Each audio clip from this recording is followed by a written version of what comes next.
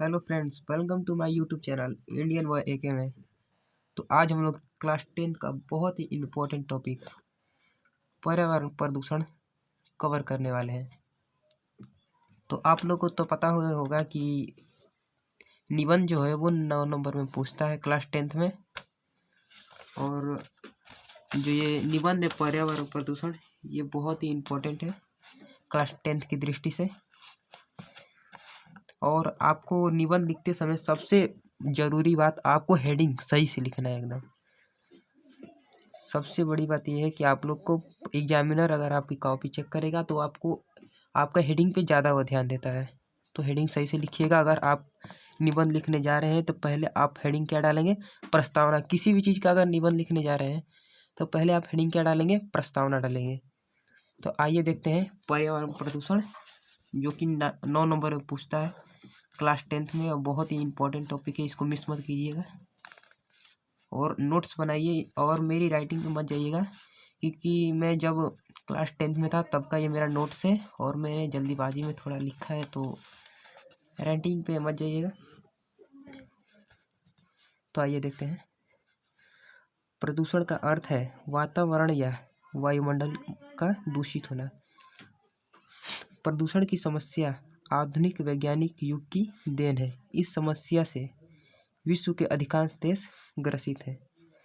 प्राकृतिक ने मानव की जीवन प्रक्रिया को स्वस्थ बनाए रखने के लिए उसे शुद्ध वायु, जल और वनस्पति तथा भूमि प्रदान की है।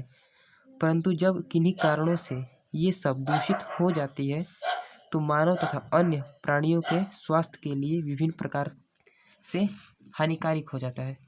तो आप लोग को बस टॉपिक याद रखना है कि हम लोग को कैसे लिखना है, मेन बातें याद रखना है। तो आगे देखते हैं। आइए, प्रदूषण के प्रकार आपको ऐसे ही लिखना है। आप चाहें तो नोट्स बना सकते हैं।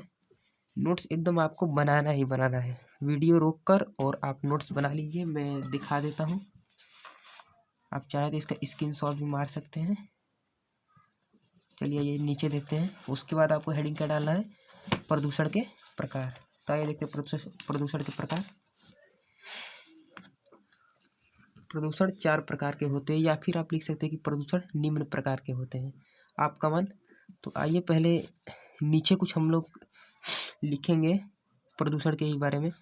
आधुनिक युग में आर्थिक प्रगति के नाम पर अनेक प्रकार के छोटे बड़े कल कारखानों और उद्योगों का विकास मानव ने अपनी भौतिक सुख सुविधा को प्राप्त करने के लिए कर लिया।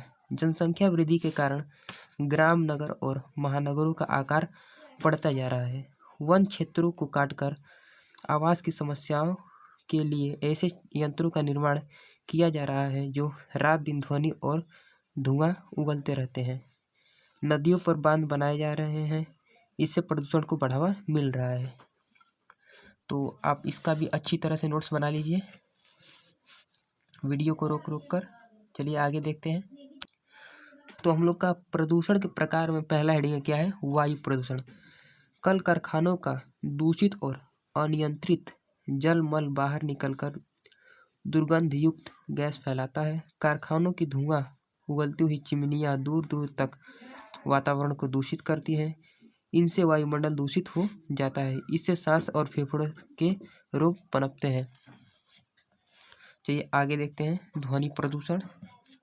आपको बस मेन टॉपिक याद रखना है कि ध्वनि प्रदूषण से क्या होता है और वायु प्रदूषण से क्या होता है, जल प्रदूषण से क्या होता है। छोटा छोटा बस टॉपिक याद रखना है और उसके बाद आप बना कर तो लिख ही देंगे। हिंदी में आपको जितना बनाने आ सके उतना बना सकते हैं, गलत मत बना दीजिएगा। आइए आगे देखते हैं। ध्वनि प्रदूषण। वाहनों और मशीनों का शोर, यातायात के साधनों के हार्न की चिल्ल पो चीखते लाउड स्पीकर, तेज आवाज़ में चलते टेलीविज़न, रेडियो आदि से ध्वनि प्रदूषण बढ़ता है। सुनाई देना कम हो जाता है। तो ध्वनि प्रदूषण से हमें क्या नुकसान होता है? तो सुनाई देना कम हो जाता है, मतलब कि कान से संबंधित रोग हो जाते हैं।